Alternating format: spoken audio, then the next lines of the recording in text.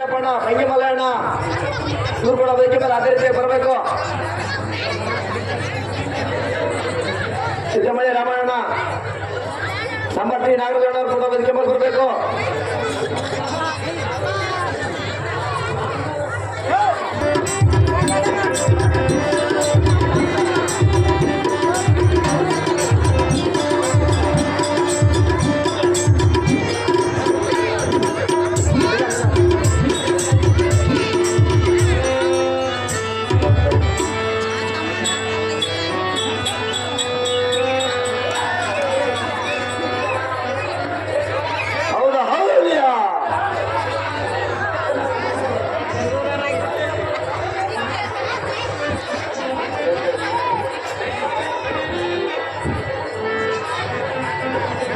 ಜನಮೆಚ್ಚಿನ ನಾಯಕರಾದ ಗಣೇಶ್ ಅವರಿಗೆ ಮಾಲಾರ್ಪಣೆ ಮಾಡಲಾಗಿದೆ.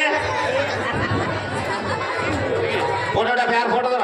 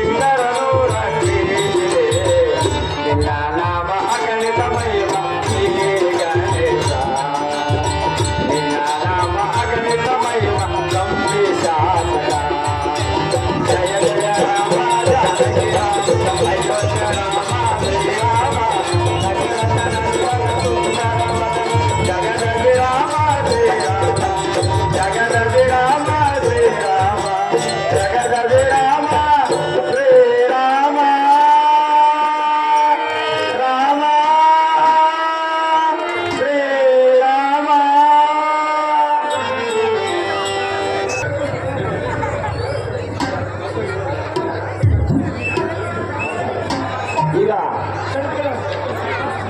ಗಣೇಶ್ ಅಣ್ಣ ಅವರು ಈ ಬಯಲಾಟವನ್ನು ಕುರಿತು ಒಂದೆರಡು ಮಾತನಾಡ್ತಾರೆ. ದಯವಿಟ್ಟು ಶಾಂತಿಯಿಂದ ಇರಬೇಕು.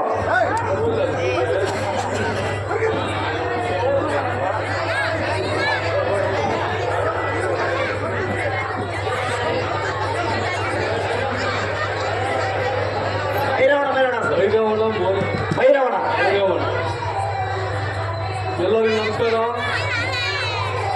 ನಾವು ಕೂಡ ಒಂದು ಎರಡು ಗಂಟೆಗೆ ಎದ್ದೇವೆ. 2 ಗಂಟೆ ದಿವಸ ಇನ್ನವರೆಗೆ ಮಲಗಿಲ್ಲ. ಅಂದರೆ ಜಾತ್ರೆ ಮಹೋತ್ಸವ ಅಂದರೆ ಮಾಗಟ್ಟಿ, ಒದ್ದಟ್ಟಿ ಮತ್ತು ಸಿಂದಗೇರಿ ನಿಜವಾಗಿ ಆ ದೇವ್ರ ಶಕ್ತಿ ಭಾಳಷ್ಟು ದೊಡ್ಡದಂತ ನಾನು ಭಾವಿಸ್ತೀನಿ. ನಮ್ಗೆ ಹೇಳಿದಷ್ಟೇ ಅನೇಕ ಜನ ತಾಯಂದ್ರಿದ್ದೀರಿ.